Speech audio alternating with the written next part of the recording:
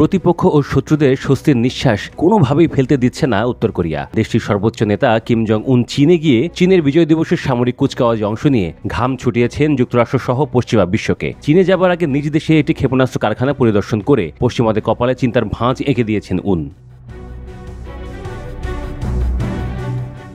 চীন থেকে দেশে ফিরে এবার নতুন একটি আন্তঃমহাদেশীয় ব্যালিস্টিক ক্ষেপণাস্ত্র আইসিবিএম এর পরীক্ষামূলক উৎক্ষেপণ দেখেছেন। এই আইসিবিএম রকেট ইঞ্জিন সংবলিত। উন উল্লেখ করেছেন, এতে করে পিয়ংইয়ং নিজেদের পারমাণবিক শক্তি প্রয়োগের নতুন ধারায় প্রবেশ করল।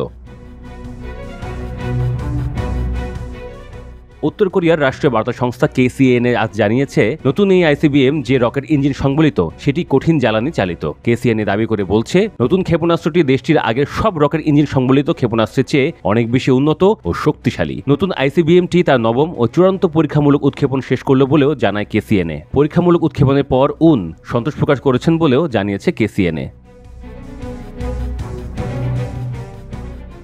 নতুন ওই ক্ষেপণাস্ত্রের নাম হওয়াসং-20। বিশ্লেষকরা দাবি করছেন, চীনে যাবার আগে উন যে কারখানা পরিদর্শন করেছিলেন সেটা নাকি হোয়াংসো-2 এর অগ্রগতি পরিদর্শন ছিল। সংশ্লিষ্টরা তখন নেতা কিমকে জানান, নতুন আইসিবিএম এ কম্পোজিট কার্বন ফাইবার উপাদান দিয়ে তৈরি, দ্রুত ও উচ্চ গতিবেগ অর্জনের ক্ষমতা সম্পন্ন একটি কঠিন জ্বালানির ইঞ্জিন সংযুক্ত করা হচ্ছে। জাপানি গণমাধ্যম NHK জানিয়েছে, গত 2 বছরে 8 বার ইঞ্জিনটির ভূমি-ভিত্তিক ইগনিশন পরীক্ষা করা হয়েছে। হওয়াসং-19 সিরিজের আইসিবিএম এবং পরবর্তী প্রজন্মের হওয়াসং-20 আইসিবিএম এ ইঞ্জিনটি ব্যবহারের পরিকল্পনা করা হয়েছে। NHK বলতে চাইছে, উন নাকি বলেছেন যে ইঞ্জিনটি দেশের কৌশলগত ক্ষেপণাস্ত্র বাহিনীকে শক্তিশালী করতে এবং তাদের সক্ষমতা বৃদ্ধি করতে পারে।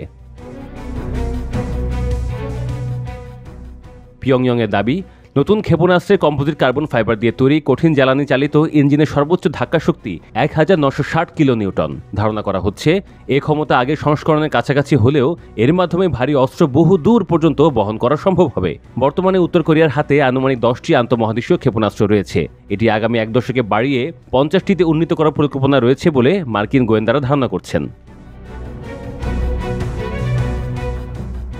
গত 24 আগস্ট KCNA জানায়, উত্তর কোরিয়া নতুন ধরনের 2টি উন্নত আকাশ প্রতিরক্ষা ক্ষেপণাস্ত্রের সফল পরীক্ষামূলক উৎক্ষেপণ করেছে।